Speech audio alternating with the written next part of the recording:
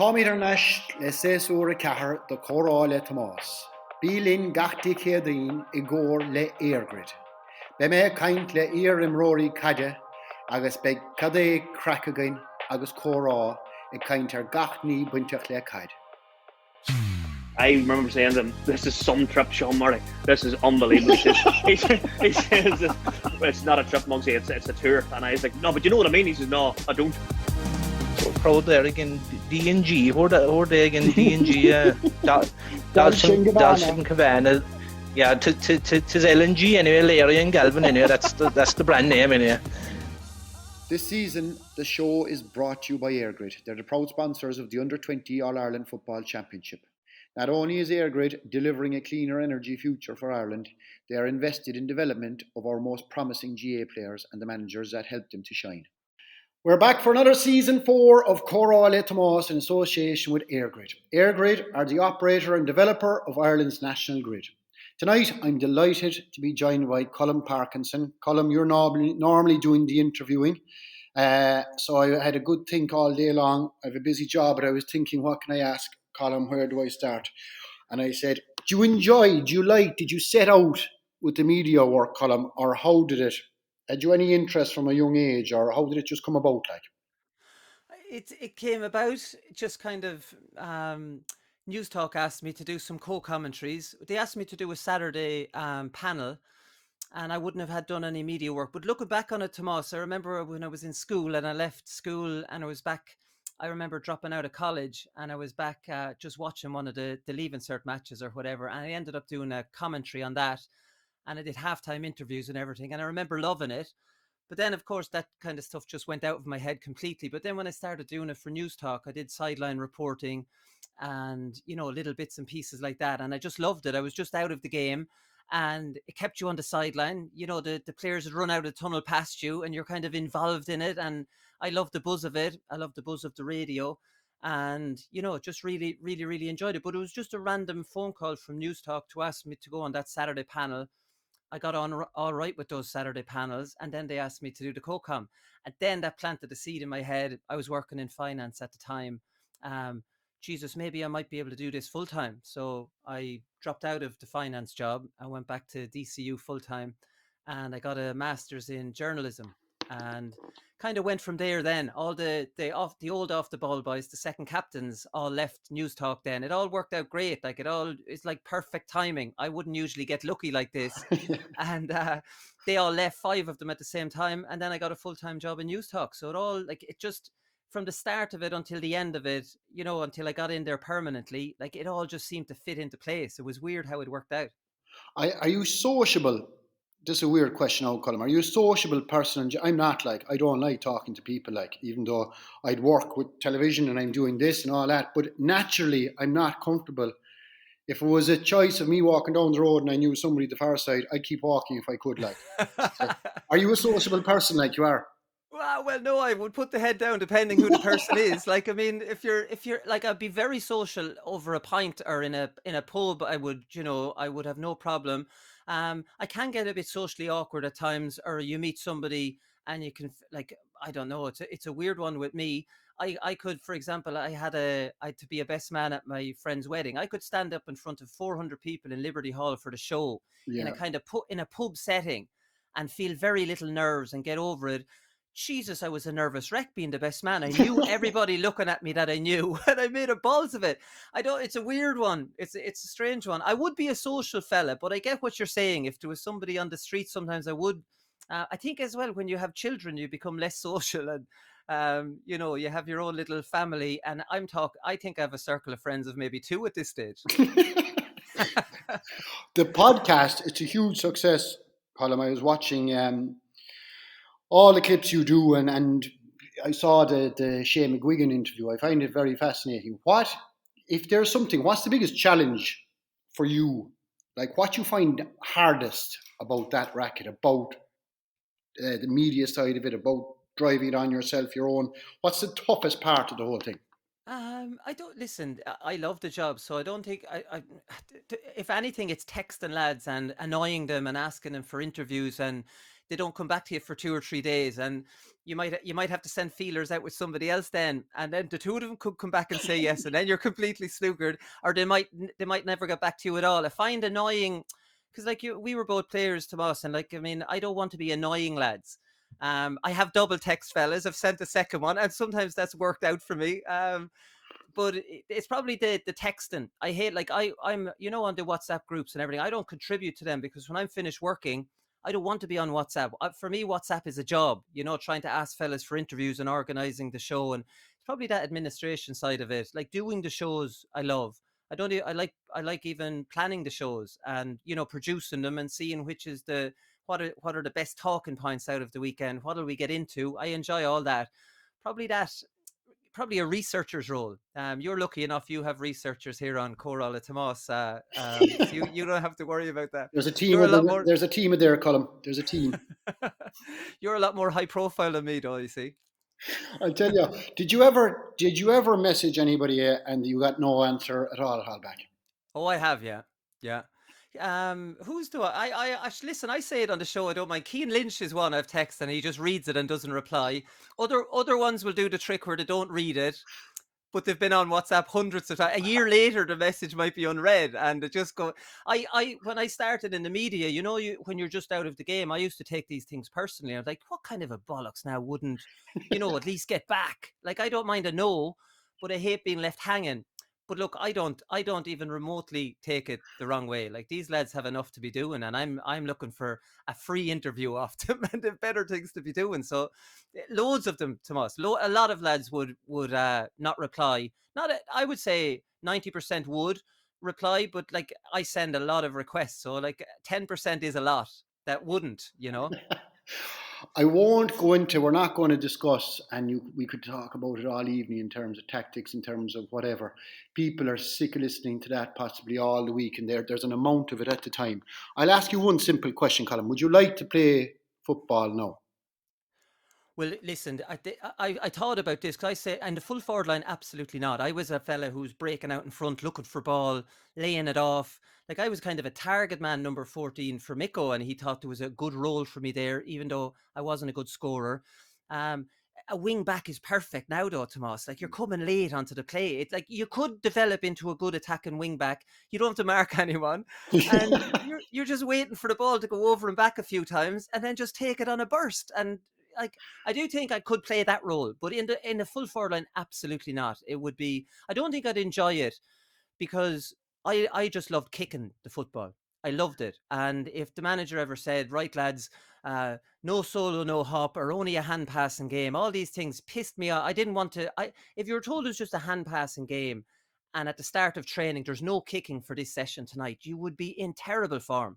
Yeah. Like, if you can't kick the ball off the inside of the boot, the outside of the boot, kick a score, give a pass, for me, I wouldn't see any point in playing the game. So I was hard enough to commit with the football we played. Never mind. Like, I don't think I'd play. I would be maybe 1 year every 5. I might play the hand passing game that's there now. I said the same to Mike Frank. I always laugh at it. Like, I thought we played decent enough football, open football, and Mick O'Connell described our football as shite. I wonder what the hell he thinks now. The first time we came across Pat's, Colm, was way back in 1996. You were a minor with Leash, and back in those days, it's fully gone now. I don't know, do people remember? In 96, there was a drawn game in the All-Ireland final, the seniors. The following day, the Monday was always a huge. But I remember the Mayo lads were there, half them. The Meath lads were there. They weren't drinking because they had the replay the following day. By Christ, you fellas made up for them. It was that was a great tradition, by the way, wasn't it? To be in there with the seniors and all the Meath lads. I was in terrible shape that day, because I had been up till 5 or 6, 7 in the morning, and there was a few of the Laois County Board trying to get brandy and port wines into me, because they said this will help you. Because that'll make you better. Like that. It didn't make me better. I drank a couple of them, and I went to eat some of the dinner. And I ran out in front of all the Meath players. And on the way out, I had to take off my jacket, and I puked into the jacket and ran out into the toilet. And was it Darren Fay said it to me? Like, this was noticed, right? That it wasn't because I had been drinking that morning. I was just absolutely, I wasn't able for it. So I had to. They sent me back we this big homecoming and all. Like, I mean, this was a huge deal in Laois. So they sent me back to some man's house, and I slept for 2 or 3 hours, and I rejoined the team then. I think in the Puchin Still or somewhere like that. So yeah, that they were great. They were great days. And the fact then that the Senior All Ireland was the draw, like there was a huge interest in the Laois homecoming, and like I think there was 10 or 15,000 at the Laois homecoming, and it was just it was a massive day. But she nearly caught us in the end. We were nice and comfortable, Tomás, until all of a sudden we weren't. I remember Beano. Do you know what I remember? Actually, it would never happen today. So as we said, there was a draw game, but then the week after, Goal obviously had their match, didn't they? Goal had obviously the winners of Mayo or the winners of Meath penciled down to have a match, but because the win was so huge in Laois and because they were guaranteed of such a massive, I remember I was in secondary school and we got this call saying, will you go up and play Laois again? So he beat us on whatever day, and then we had to go up. And in fairness, it was I always remember poor old Martin Beckett. He was a great player from Dr. Crokes. He died in a car crash. I know, I remember that. Huge loss. But I remember him coming up on the bus. I love these fellas, a la Michael Dara McCauley, William Kirby, who are brilliant footballers. He asked me going up on the bus after spending a full year. Charlie Nelligan was our minor manager. And he asked me, did Charlie play with Kerry? And I says, no, I think he was a minor way back, but I don't think he played with Kerry. But that crowd that time, Laois must have gone berserk, Colm. At the age, there's no doubt about that. But sure, we've never won a Senior All Ireland. We've never won an under-21. I don't think we'd won a minor until then, and we ended up winning it or being in 3 in a row. So it was massive. Geez, a weird feeling for an 18-year-old, like we were treated like there was security guards holding the public back from us that night. We were shepherded in. Like you wouldn't believe it. Then up to the back, and the crowd was going mad, and sure, you thought you were. Like, I don't know what I was thinking. It's so long ago, but like, it was just so. I have a very clear memory of security guards, like a feckin' Lady Gaga. It's just the one, running through a crowd, and there's security both sides of you, or a boxer coming down into the arena, and the crowd couldn't get near us, and they wanted to touch us. And that was it. Yeah, the county went bonkers, and it was an All-Ireland title, and we'd never had one before, and it listen, there were great times and everything, but it was huge, for 18-year-olds. I'm surprised so many of us came through, and like you look at the Westmeath team that won the All-Ireland the year before in 95, hardly any of them came through to senior or as good seniors. Even their captain, Damien Gavin, who was brilliant minor, he never really came through, and Cleary, the centre forward, was a sensational minor. Loads of us came through. So I don't know how we did it, even though, we celebrated. It was a lot to take on at a young age, but I'd say up to 10 of that minor, 8, 9 of that minor team played senior. The fact that it was such a huge victory, are you still tight? Are you still close? I met Chris Conway, I don't know why, but I've always come across him numerous places. Ian Fitzgerald was on the 21 team when we played you that time. He wasn't on that minor team, if I'm right. No. But are you close enough? Are you tight? Do you ever hook up, no? We did. We had a 25-year thing a few years ago, and we were announced to the crowd at halftime in a county final. It was Portlaoise Tralee. Tralee actually beat Portlaoise for the feckin' 10 in a row. Later on, we went for pints after that. Probably not that much. I'd be friendly with Chris. Because we marked each other in under 12 county final. These kind of lads, Tomás, that you kind of have that connection with. Danny Doug would be another fella I'd have a bit of a connection with. Jesus Christ. He'd be on the text with Danny. He was a sensational minor now, and injuries messed him up. And then the Portlaoise, Beano, wouldn't see Beano much at all. No, I wouldn't really see Beano. He's in as a Laois selector there as well. He's in as well, yeah. Jeez, he destroyed us. He destroyed us that day. No, you all did. It was all. I had my hands full with Chris Conway, but he did desperate damage. You went on to. I was actually talking. I wouldn't be a huge man now to do a lot of homework, right? And I just let it flow, whatever. Colm, I wouldn't have the experience or whatever. But I did send one fella a text about you this evening on the way down. I sent Jack Ferter a text, and he reckons from your time in Tralee. He said there was a lot of us that cleaned out Father Pat, but he said Wooly took the biscuit altogether. So Father Pat was a priest, and I suppose he used to go with the hungry mouth every so often to him, was it? Yeah, there's some benevolent fund that Father Pat was in control of, right? So if any student fell on hard times and stuff like that, you could go in and give your sob story to Father Pat. And now I wasn't one of the worst offenders. I'll have to pull Ferreter up on that. Jack says, I thought I was bad, but he says your man was way worse. Jeez, he had a pat worn into him. He says. But Pat was a terrible soft touch. He was involved with the GEA, like he loved all of us. So he was a terribly soft touch. So if you were stuck, you could go in and get a few quid off him. But Ferreter's a funny one because back then when I was going into Tralee, there was a big hullabaloo at the time that the too many footballers were coming in, they're getting these scholarships, and the college didn't like it. So I went in anyways, and I was doing some advanced tourism course. So I had to pretend I was opening up a B&B in Portlaoise. I was renovating the parents' house. I was building on an extension, and they had me prepped to tell me whatever to get into this. It was funded by the government. Like you were getting 80 quid a week if you went in. Only I never went in. But anyways, so I went in. I had it all listed off and wore a suit and told them all about my plans. I got in anyway. Ferreter, of course, you can't, under no circumstances can you let them know that you're a footballer. Like, I mean, Ferreter wore his Ferreter wore some suit he got with the Kerry Miners. So Ferreter didn't get into that course. I don't know how they got Ferreter in. But he was a great player back then. Like I used to love training with him. We talk about kickers. He was one of the best kickers, brilliant. The best strikers of the ball. I remember, and this is why I have a huge graph for Kerry, Tomás, because, Ferreter, Pa Sullivan, Noel Kennelly, like we'd be taking sidelines and we'd be messing and we'd all be, like, I thought I was cocky until I went down to the lads. And I don't even call it a cockiness, just a confidence, watch this. And Kennelly could stick it over, like, because he had a booming kick nearly like Clifford. And, just some of the things they could do and the real confidence that they had. Like, I don't know, I always had a graph for Kerry after my time down Tralee, but it was gas. It was a huge, like, I don't know how long you were down there, Colm, but that time they won 3 or 4, didn't they? They won 3 in a row. Yeah. So I ended up getting deregistered out of my course because I never went in. And then they appealed the me getting thrown out, and the appeal lasted until after the Sigerson Cup. So on the Monday after the Sigerson Cup, I celebrated for the week, and that was me done in Tralee. So I had a nice it's pretty much like a holiday down there. I was at a loose end when Val Andrews rang me, so it was fantastic. I really enjoyed it. I actually ended up I was injured. We won that 3 in a row. And myself and Pádraig Joyce were standing on the sideline. And I know I'm throwing myself in with Joyce, but at that time I would have been I'd have been a very good up and coming player. Yeah. And we were standing on the sideline. Both of it, he was suspended and I was injured. So that was the 3 in a row. It's probably the worst of the 3 in a row teams talent wise, but McGuinness was driving the whole thing.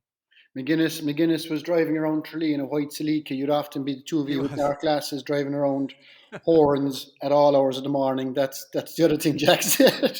Yeah, Eamon Redden as well. And it's funny that Eamon Redden, I played minor. We beat Donegal that year in the minor semi-final. He was full back on it. But he's another one of those boys who, the Beckett's and the Michael Dara McCauley's, he didn't know, he blew my mind. He didn't know who Paul Curran was in the late 90s. Like, I was like, what is wrong with you? He just kind of liked playing football. But he played senior with Donegal too. You went with, and there was great car. Was Moynihan there that time? No, he had just finished. Yeah. Noel Garvin came down with me. It wasn't as star-studded. It wasn't. It was still heavy enough. Was Donlan still there? Pardon? Was Donlan still there? No, their second team was by far the star-studded team.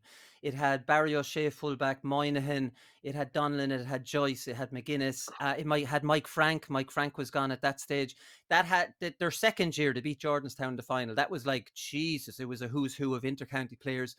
We had a lot more Pa Sullivan's, Noel Kennelly's, Ferreters, not really seniors at that time, but still very good players. The team wouldn't jump out at you, I suppose, the same way the second. It's a great competition, Colm, isn't it? Like, it's a pity. Like obviously there's inter-county players in every single college, but the way, and it just annoys me, the way it's truncated, and it's very hard to blame senior inter-county managers because, they're selfish, they want their victories, but the Sigerson is really, yes, they'll get a team out, yes, they'll have everybody playing, but it'll be the first time they turn up And then if you're lucky to get over that, whoever wins it, they'll always say, used to see one at this year, I was talking to Billy. Billy will say, yeah, we were lucky. We were freaking lucky a couple of times. We went to extra time. We got over it. And as we went, we got more momentum.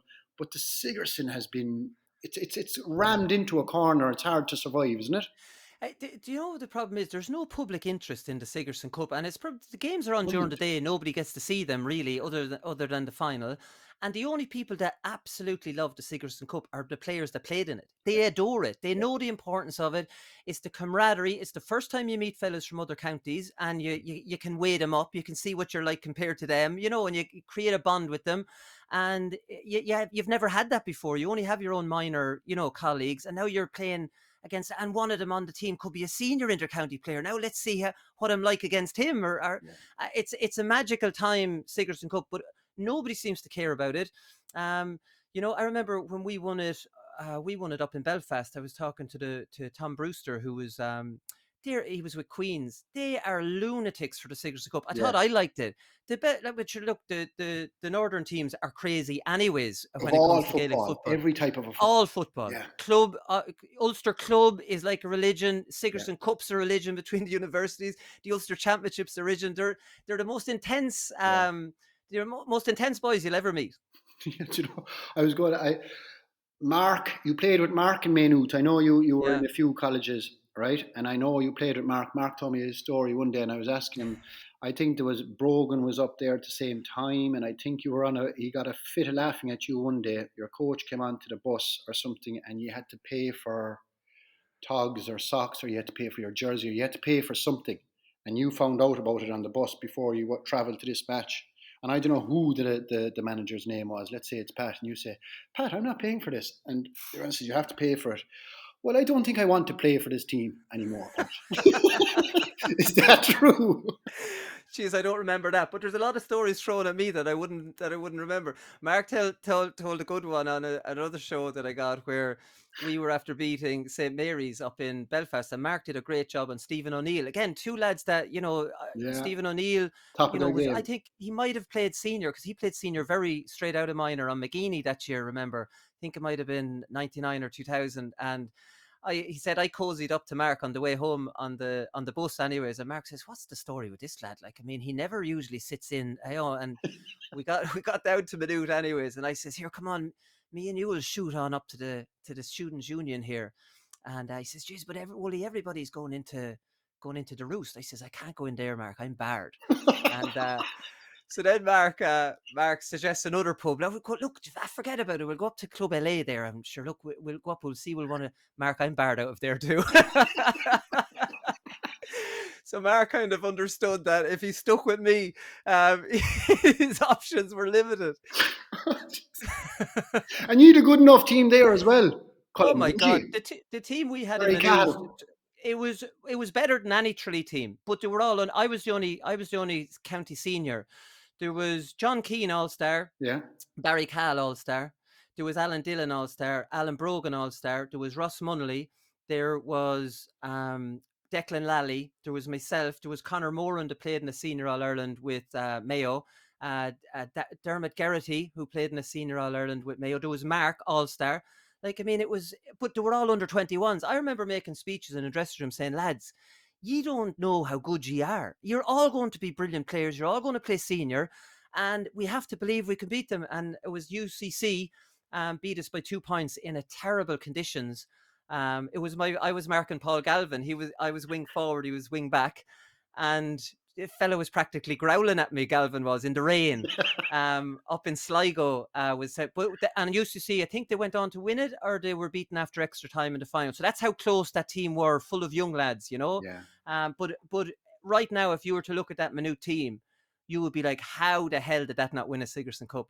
Yeah, I like throughout, and I've heard that you've had clashes with managers down the years, and we all have had clashes. Like, there was one time I actually retired. We're after a heavy weekend of it, and I was looking for a bit of pity, and I rang Ger O'Keefe, and I says, look, Ger, I think this was in my prime now. I said, I think I have enough of it. I think I can't do it anymore, kind of crack. And he said, fine. He hung up. And I was left on the other side saying, Jesus Christ, what am I after doing? I rang him back an hour later. He says, I was only messing about that. The managers, who had the biggest impact on you? And it could be college, it could be anywhere, Colm. Who had, were you the type of player who, I suppose you needed, I think I read it somewhere with you that it had to be more than the same old blasé. Like, you liked coaches, you liked fellas who put the time and effort into it and made stuff interesting. Yeah. Well, that was it. Like you know as well as I do, especially back in those days, there was a lot of lazy managers who would just land to training and make it up as they went along. You'd usually do a few laps and then you'd play a match and stuff like that. And then it was around that time, I think a management team in Portlaoise of Niall Tully, he's a Mead man, he's an excellent coach, and Tommy Conroy, they were our management team when we got to the All-Ireland Club final. They were excellent. They were doing video work that was ahead of their time. They were challenging us. You know, Niall Tully would stand out with the ball on the 45 or a bit further back and challenge the three of us inside. Where are you moving? Why are you not communicating with each other? You know, get an understanding. And that had never been done with us before, you know, and it really good. They made me captain. I responded really positively to it. I became a leader instead of a messer. And I think they definitely did. They made a big impact on me. Intercounty wise, I quite like Liam Kearns. Yeah. He kind of came after Micko, and like Micko has so many qualities, but Micko could act like a spoiled child sometimes. Like he might there was times he wouldn't speak to me for maybe 3 months, and likewise. And then there was another year, Tomás, he'd be holding me up in front of the whole group as the example everybody needs. I didn't know how to read this fella at all, really. Like I was going from hero to zero, and and then I always found with intercounty managers, especially, you have an argument with them, and I have a lot because I'm a spiky individual, and if there's something bothering me, I'd rather have it out and then forget about it. I've said my piece, but a lot of people in the GEA take offence, and you're not being that you're not. It's not like you're abusing them, but like you're saying, what the f is going on here? And Liam Kearns was a complete breath of fresh air for me. Me and him had huge arguments. And then the next night you go to train, how are you, Wooly? And I'd be like, Jesus, isn't this great? Like these are two adults, kind of, for the first time you're being treated as an adult rather than a little bit like headmaster student. And probably not just Micko, but we were seen as young lads. So maybe it was natural for them to see us as young lads, put manners on us, keep us under control. I think it was Liam Kearns before I felt I was being treated like an adult by a manager Kearns, in a weird way.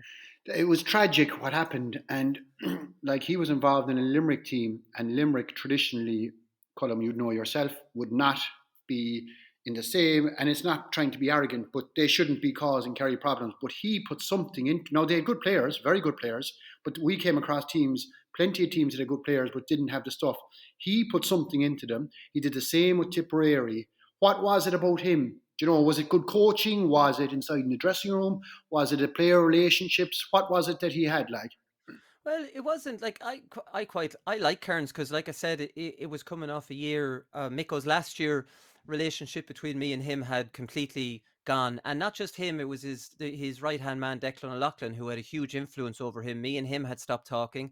My father was a selector, and I wasn't able to get a run at all, which really, Jesus, I never knew that. Your father was a selector. He brought my father in as a selector because my father would have been with the minors in 97, 98, and he would have managed Portlaoise as well. And the county board thought it was a bit of a closed up shop with Micko, Declan O'Loughlin and Gabriel Lawler. You see, Gabriel had a son on the panel who he would have been trying to get on, and O'Loughlin and Micko were pretty much one vote. Okay. So I think the county board chairman at the time wanted to put someone else in there to not have it, it was basically whatever Micko and O'Loughlin were going along with. It wasn't really a selection process for the team and stuff. So they threw my father in there. And well, he pretty much confirmed that's exactly the way it was, that Declan and Micko would go the same way all the time. But yeah, he couldn't get me. My father would never ask. The only time he asked to give me a run. Now, my problem that year was probably with O'Loughlin. And like I said, he had a big influence over Micko. The only time he asked was the All-Ireland quarter-final, the replay. At half time, the father just says, would you just bring Colm on, for God's sake? This is going on all year. You haven't even given him a run. Because I'd be thick. I'd go down training and I'd be winning at some of the long runs just out of trying to best them and say it's not fitness. Now, I wasn't behaving myself at the weekend and they were hearing this back. But anyways, they wouldn't bring me on. O'Loughlin said he's not going well in training or so, and just shut that down. We lost that game by a point. which was a big disappointment. But that was kind of, yeah, that was it. But then Cairns came in, and like I said, Cairns was that kind of breath of fresh air. But the big problem for Cairns, like the politics of all this time with us, Tomás, was terrible. Like O'Loughlin and Micko would have had their favourites. I don't mind naming them out. Higgins was their hero. Tom Kelly, Clancy. They love Garvin, Beano, Donny, Brennan. They were It was a good O'Loughlin's team, club. Colm, wasn't it? Oh, look, we underachieved massively. There's no doubt about that. We only have one Leinster to show for those teams. Like, I mean, and you know, And Leinster was very winnable at the time. Like, it was very winnable. But you look at it, we won the Leinster in 03, and we also won a minor All Ireland in 03 with Brendan Quigley, MJ Tierney, Catter Healy, all that crop of maybe 4 or 5 good lads coming out of that, and we won nothing again after 03 with the backbone of three minor great minor teams in the 90s. Now we're 25, 26, a new minor All Ireland team in 03, and we won nothing more. But the problem Cairns had was a lot of the lads were mollycoddled during the Micko time, and Cairns didn't mollycoddle them, and they rebelled against that instead of going. They didn't put in the same effort, as far as I'm concerned. And Cairns, like, you know, really Cairns' era is when we should have been at our very, very strongest, and it just fell apart. Yeah, I spoke to a few of the Offaly lads this year, and even they were just raving about him. They had a structure put in place, and he was, I would say, and I never manage. I actually played under him once with the Railway Cup.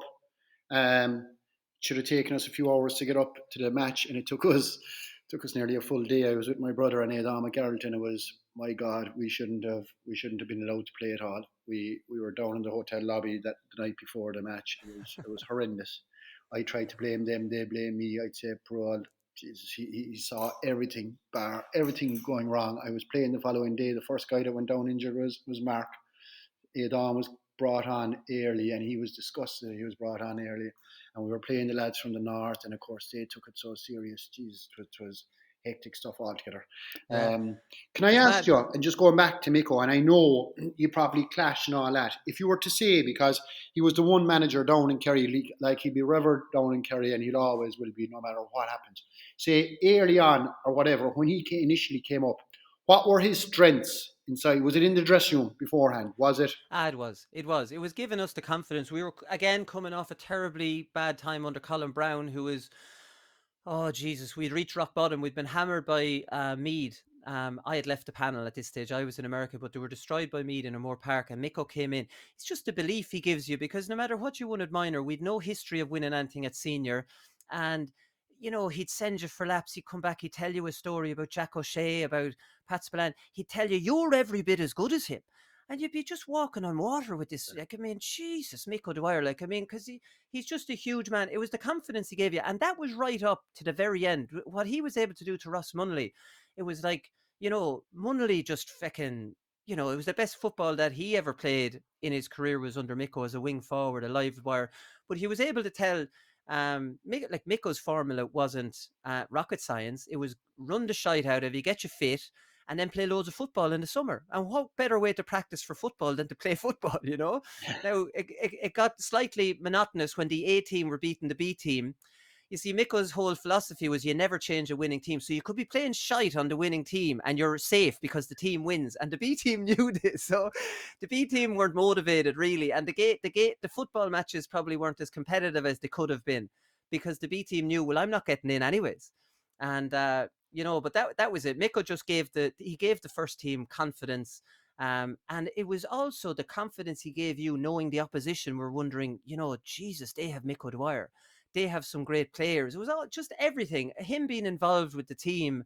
And Jesus, his first year, I had a great relationship with him until I got injured. And it's like if you're injured, it's like you've done something wrong on him. You've offended him in some way. And then, because I was injured and it was a bad injury for 10 weeks, I wasn't behaving myself. He heard stories back. Then the relationship soured. Then the following year, we were back all buddies again. And he was, you know, I was back playing full forward now and I was doing everything he told me. I was laying ball off out in front and he loved me again. And then, like, it was like a roller coaster ride with me and him. But he likes he likes rogues. And he told me, he says, Wooly, listen, you don't have to like me. I don't have to like you. I'll always pick you. Don't worry. But you have to give me something, you know, like, as in, don't really take the piss out of it.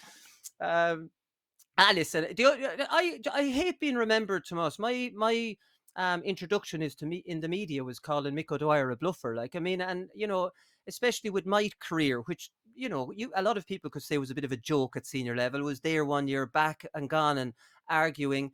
So for a whippersnapper like me to be calling him a bluffer, like the only problem with Micko was he's a legend and a brilliant manager. Is that over those years he had us, the game was changing massively. And strength and conditioning was coming in, and Armagh were like bloody tanks, and they had the jerseys up, and they were bullying us. And Micko wouldn't change. He wouldn't embrace the strength and conditioning. And this is where, like, the Kildare lads would have nothing but good words to say about him, because that wasn't the case in the 90s. You trained a Tuesday, Thursday, a match. We had him over the course of a time where massive nutrition. Like, sure, like it was gas. Like we could have a nutritionist in talking to us, and Mick would be behind her. And like he'd be, he wouldn't be entertaining.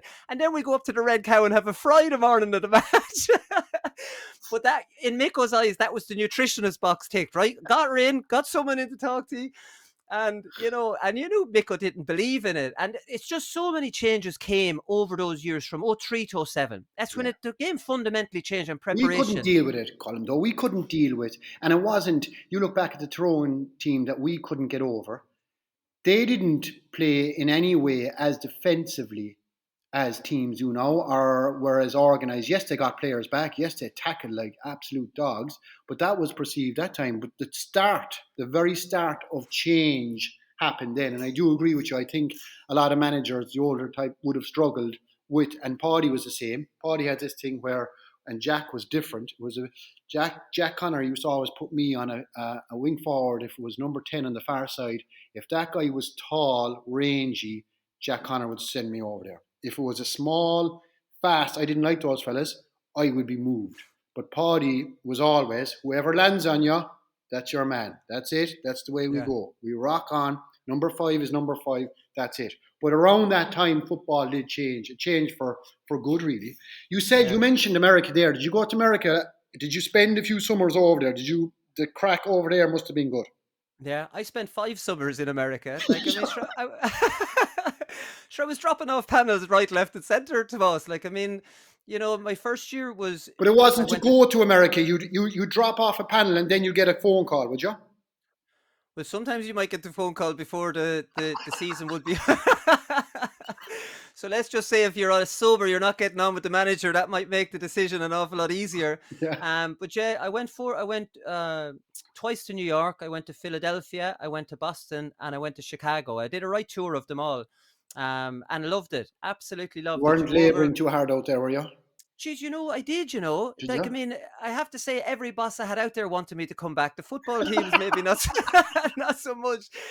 But I used to go into work and I grafted. Yeah, I would be in. I worked on the sites here in Portlaoise, through school, so I would have a bit of an idea about them. And I did a lot of framing and working. And the bosses, they all wanted to keep me on and asked me to stay out.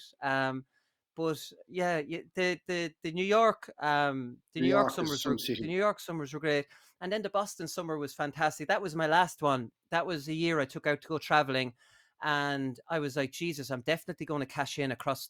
I was in Australia and I left Australia and I cashed in for the summer in Boston.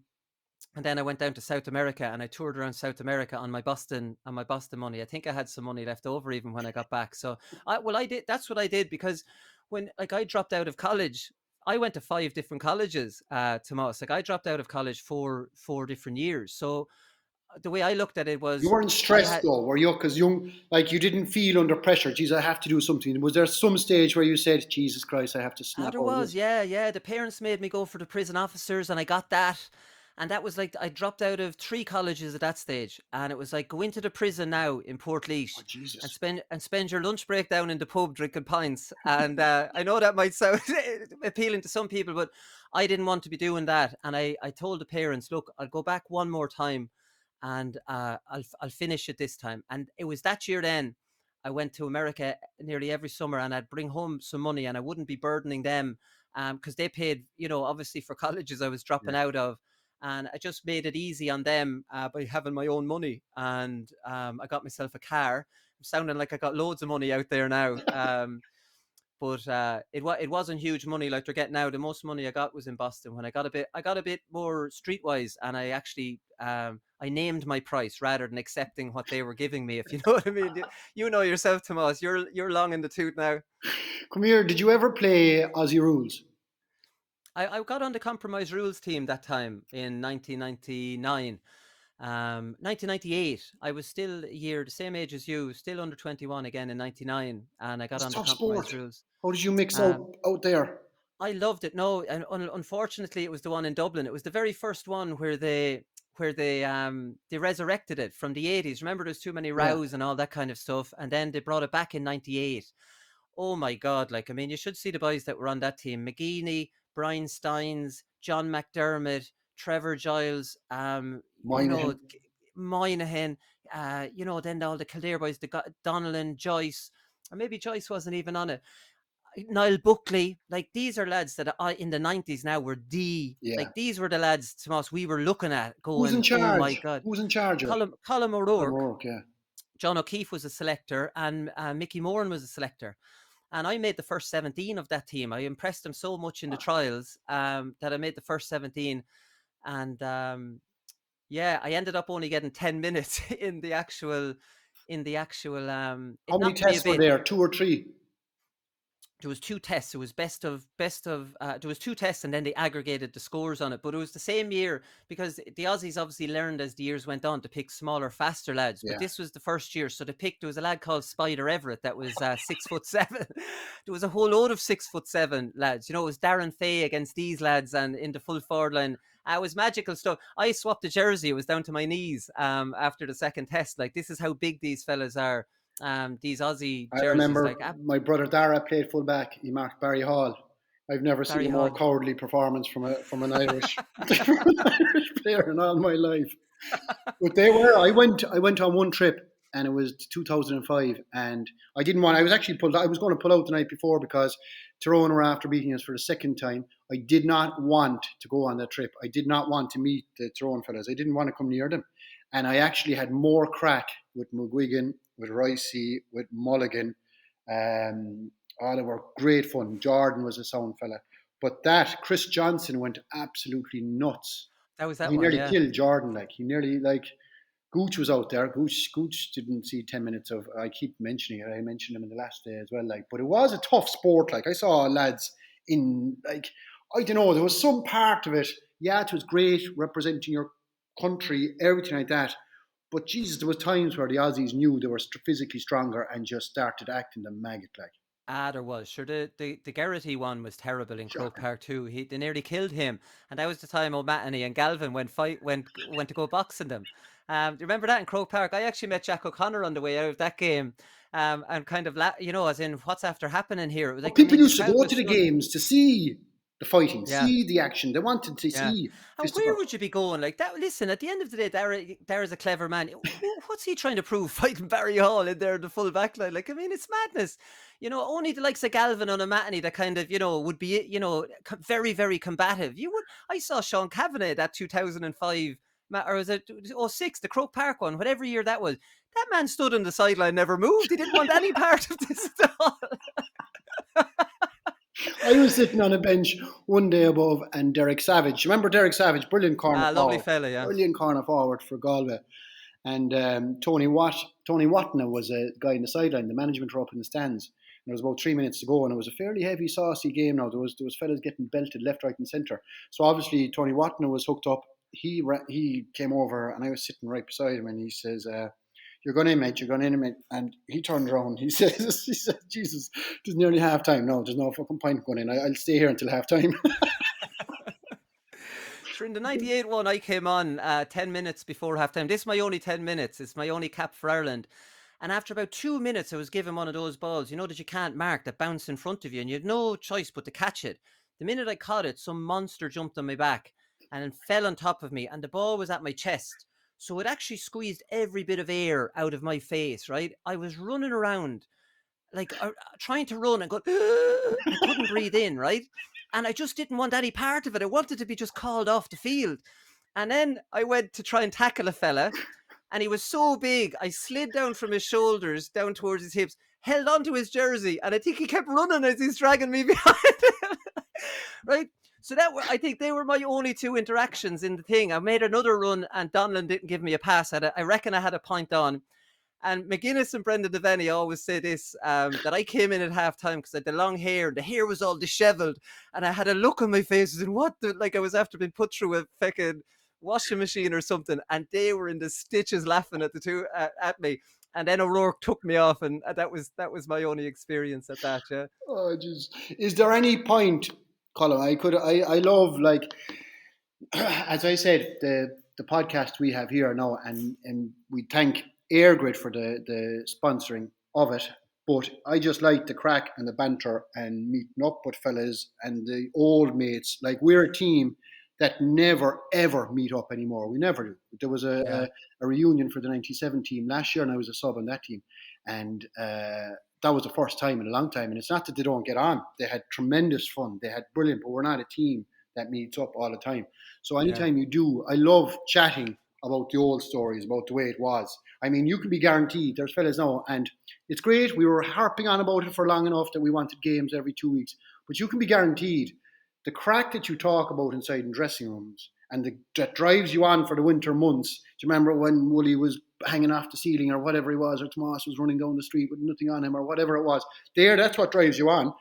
The chances of having that for these fellas right now, is it gone to a level where, fuck it, lads, a little bit of balance? Yeah. I was impressed with Pádraig Joyce, who told me on the show there last year that after the Armagh penalties, they went out after that. They had Derry the following week. I think I've been deprogrammed, where I was actually saying, are you serious, Pádraig? Are you sure that was the right thing? But Joyce is old school, the same as us, and he sees the value of it. The one thing I always remember, Tomás, that you miss, number one is the crack in the shower in the dressing room after a really hard session, and your guard is down and you've gotten through it, and there's a real great camaraderie. That Jesus, halfway through that session, you're ready to give up and you didn't, and you're gone through it. And also the Tuesday night after a good win, where you've been out that Sunday night, someone's been acting the maggot, another fella has gone off with some ugly one, or, this kind of carry on, and you can't wait to get there, and the crack is great, and you're kicking a few pints, you're not killed that night. There's a lovely feeling around the squad, and they're the two things I probably miss. Like, the bus journeys are good too, and the crack on them, but the Tuesday night after a win, and Micko even after a win, Micko might say a bit of ground football now, and you'd be playing soccer. He didn't call it soccer; it was ground football. And do you ever go on any holidays, any tours, any trips? We did. We went to South Africa after we won the. I think you were there. In that, I can't think of the name of the hotel. The Cullinan and Kilkenny. Yeah. I think all the GA teams were there. But I had, like I said, that first year that Micko was there, I had gotten injured, and then I hadn't been looking after myself. And by the time I'd gotten back right, I had destroyed my hamstring. I'd fallen out with the leash doctor, who misdiagnosed me. We got into an argument. The leash doctor went off running to Micko. Anyways, me and Micko weren't in good terms relationship wise. And then I says, right, I'm going to take this holiday, and I'm going to charm this fella. I'm going to show him how serious I am. I'm going to, really win him back, because I remember at the medals night, he didn't really want to entertain me. So it was my mission that I was going to get back in the good books. Him and O'Loughlin. O'Loughlin was often the key into O'Dwyer. And the first night we went there anyways, we were all allowed to go out, and we had training the next morning out the front green outside the hotel. We were to run that for 20 minutes non-stop. And I ended up getting boxed off with some air hostess that night that we were out, and I ended up in her room. And I remember that night, listen, set your alarm, please. I've training in the morning, and I really have to impress this manager. So anyways, the alarm never went off. I landed down when I woke up, and they were all just coming in, finishing. And O'Dwyer walked past me like he wouldn't even look at me. So I went out, I did the 20-minute run on my own. The county secretary timed me, and I says, go back in now and tell O'Dwyer I did them or whatever. And then he wasn't talking to me. And then she came down, the air hostess came down, and she was sitting beside me at the pool, and she was like, did you get in trouble or whatever? And then the boys were telling me, O'Dwyer was mad interested in this. Who's your one with Parkinson? And, and but it worked. By the end of the holiday, I won him over.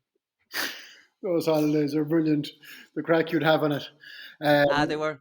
Colm, I could stay on talking all night. If I had to say right now, and there's no point, is there any point even calling a winner for the All-Ireland right now? No. There's nobody jumping out, isn't there not? I think Mayo, but Mayo's showing against Louth that maybe, A lot of people think Galway at the moment. A Derry could get it, but the Galway aren't impressive. Like, what are Galway doing? Galway are just doing enough. Like, they're not really. What's their signature performance, really? Like, surely teams aren't holding it to the quarterfinal. No, I don't believe that. I think that's madness. And look, the reality is, Tomás, and David Clifford even said this after the Roscommon game in his post-match interview, says nearly every game is following the same pattern. And then we can get back, you talked about that 05 All-Ireland final. For me, it's not the 90s, because you look back at those All-Irelands, there was a lot of kicking the ball away. That 05 era, from 03, maybe not 03, maybe 05. I thought in 05 he played the best football I've seen any team playing. And I thought you were exceptional. And this is minding the ball, but giving lovely diagonal balls. No, maybe that was 03, where you're hammering everybody, where you lost to Armagh in the final. 02, I yeah, think 02. 02. Yeah. I think the football played from 02 to around 08. 08, Tyrone got a bit more defensive, dropping bodies back. Tyrone, when you look back at that 0 final, Jesus, they played brilliant football. Yeah. Absolutely brilliant. Unreal, Armagh, when you look back at the football Armagh played, all they did was play great extra. players, Willie Dodd. Great players. Absolute. For me, that was the era of the best football, not the 90s, not any era. That was where you had a good balance between a nice bit of kicking, a nice bit of physicality, a nice bit of fetching, all the skills of Gaelic football. That's what I miss. I miss the skills. I miss the hits. I miss how can you have hits anymore? Yeah. There's very few. It's all about retreat, weight, tactical. Jesus, that's not what we're reared on. This is Gaelic football. The famous quote, it's called football days, and that's a fact. You have to kick football. And for me, a lot of the game, I think teams aren't, overly impressive. Who was the impressive team last year? Armagh for a lot of teams. And they've gone to the dark side as a passive team now. Our Galway are a passive team. Mayo are the only one, and Kerry are the only ones that aren't really passive. There's a bit of desire to win the ball high up the field and leave your forwards up there and leave them up unless they're being dragged out of there. But a lot of the rest are happy to drop everyone off and defend from their 65 or the midfield line or the 45. Shane Wigan was very honest in your podcast the last day. Would you give them a chance? I'd give them a chance against Kerry. I don't think Kerry'd like playing them. I don't think Mayo'd like playing them. I wouldn't. Then Dublin aren't a good style match for Derry. I think Dublin would beat Derry. I think Galway would beat Derry, but I think Derry could beat Mayo or Kerry. It's a weird one. It's great though. We don't know. It's very hard to call, and it's only now that it's going to kick off. It's only now that you're going to see sparks fly, and you will have an upset or two. But I still think you're talking about the 3 or 4 same teams. 3 or 4, there's just 5. There's 5 you can make a case for, and you're going to throw Derry in there out of respect for double Ulster winners, and they have an excellent team. Derry, Galway, Mayo, Kerry, Dublin. We've never had that. We're doing a lot of giving out, and I am on the show. I think I might be pissing some of the subscribers off that I'm giving out about the football, and we've never had. When's the last time we had 5 All-Ireland winners that you could make a good case for? Yeah. Jeez, I don't remember. Well, it was. You had Dublin every year, and people thinking that you were playing funny games, predicting that they were going to win it, but you knew every year. They don't have the same team. They don't have the same setup. It'd be difficult for them to win it. If they win it now, it'll probably be a better win than some of the wins they put together. But it is. I think it's just exciting from here. I think you could argue that, look, what's happened between the last 2 months, was there any need for it? That's fine. Knockout football is what we want, and that's what we want to get. Colm, I wish you the best with the podcast. We'll be listening in. I travelled up to Dublin, and I tried to get the best podcasts, listening to get my head fresh, get fresh stuff into my body in terms of the football games coming up, and I'm always tuned in. It's a pleasure to finally have you on Comhrá Le Tomás. Of course, thanks to EIRGRID. Without them, all this wouldn't be possible. EIRGRID are the leading transition of Ireland's electricity grid to a low-carbon future. If you have missed out on any of this season's or last season's episode, click into the link in the bio. Thanks again, and we'll see you back here again next Wednesday. Colm Wooly Parkinson. See you, Tomás. Thanks again to our sponsor, EIRGRID, proud supporters of the EIRGRID Under-20 All-Ireland Football Championship and leaders in Ireland's pursuit of a cleaner energy future. Don't forget to follow, subscribe and review. Wooly Parkinson.